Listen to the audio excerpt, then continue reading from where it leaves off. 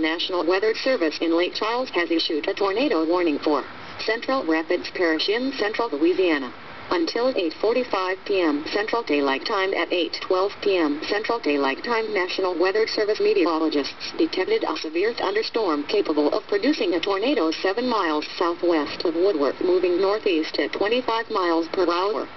The tornado will be near Woodworth by 8:30 p.m. Central Daylight Time. Precautionary/preparedness actions. National Weather Service radar indicates a tornado may form at any time. Take cover now. Abandon mobile homes and vehicles. Move to an interior room or hallway on the lowest floor away from windows.